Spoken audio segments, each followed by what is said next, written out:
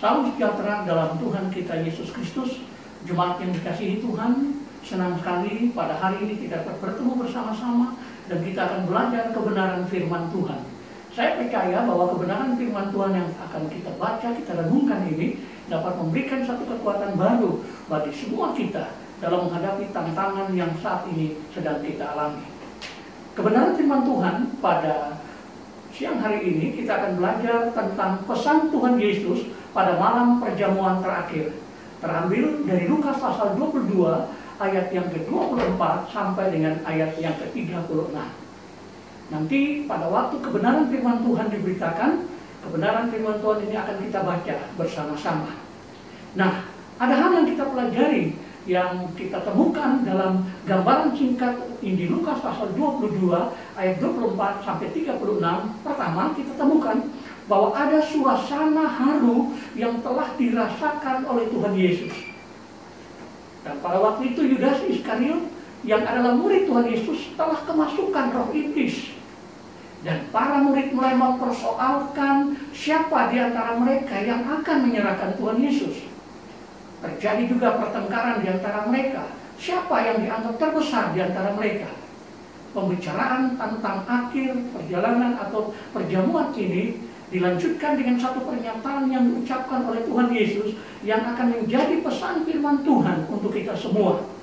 Pesan yang pertama kita temukan dalam Injil Lukas pasal 22 ayat 31.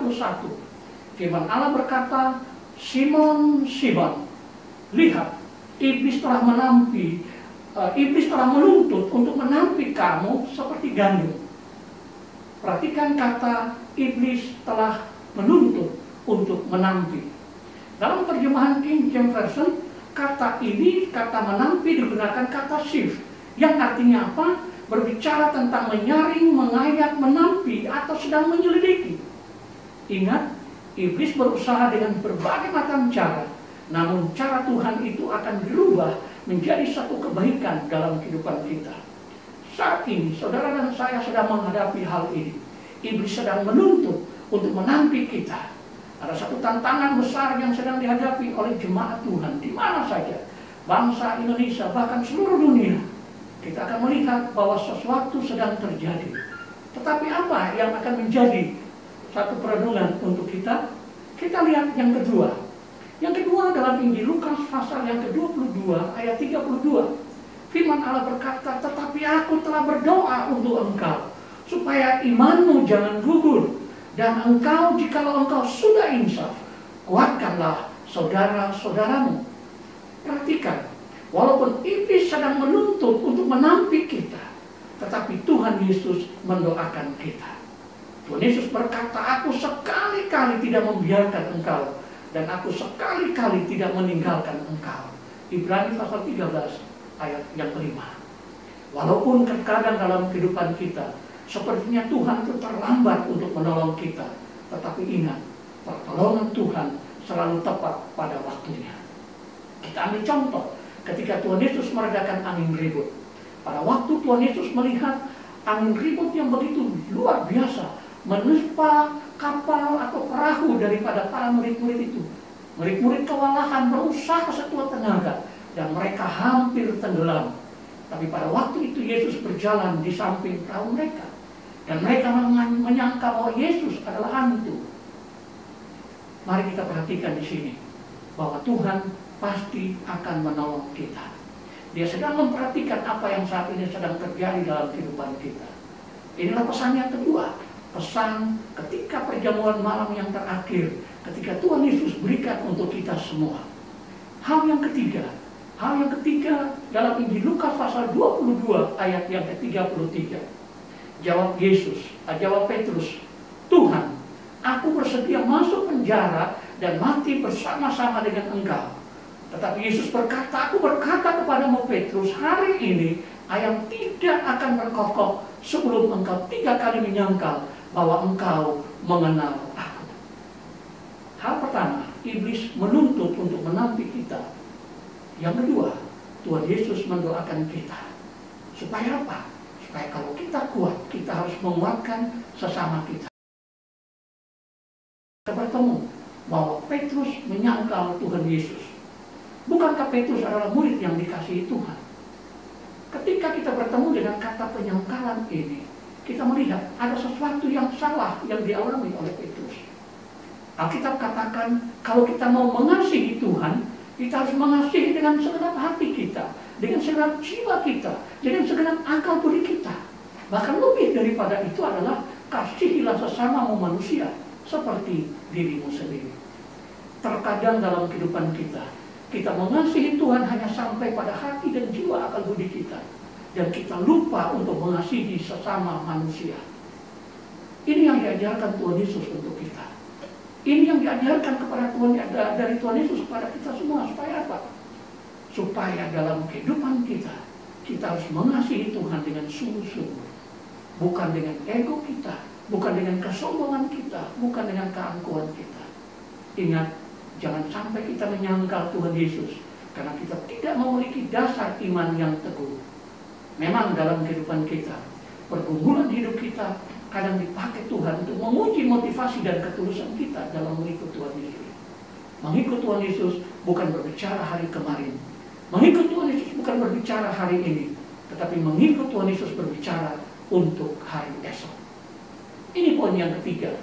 Poin yang keempat, kita temukan dalam Injil Lukas pasal 22 ayat 35 sampai 36. Lalu ia berkata kepada mereka, ketika aku mengutus kamu dengan tidak membawa pundi-pundi bekal dan kasut, adakah kamu kekurangan apa-apa? Jawab mereka, suatu pun tidak. Hari ini kita bertemu, ada satu pesan yang Tuhan Yesus ingin katakan pada kita. Dia sanggup mencukupi segala keperluan hidup kita. Rahasia utama untuk mengucap syukur di tengah situasi apapun juga adalah mata yang selalu tertuju kepada Tuhan Yesus. Kita harus mengucap syukur. Ketika kita mengucap syukur pada Tuhan, maka semuanya akan cukup dalam kehidupan kita. Ingat, Tuhan bilang, firman Tuhan katakan, semenjak aku muda sampai aku tua, tidak pernah aku melihat anak orang-orang percaya meminta-minta.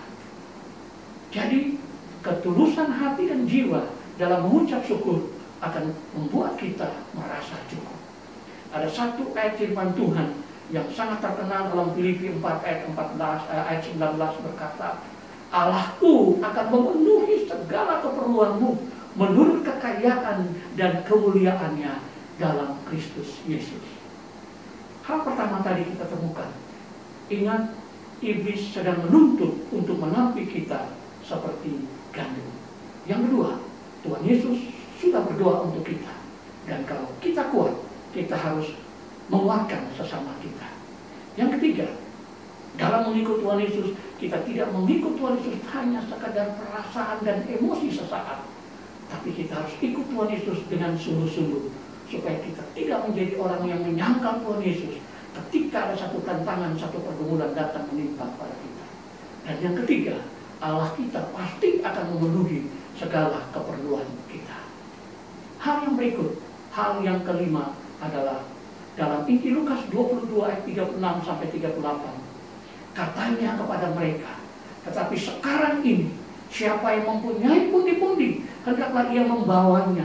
Demikian juga yang mempunyai bekal, dan siapa yang tidak mempunyainya, hendaklah ia menjual jubahnya dan membeli pedang.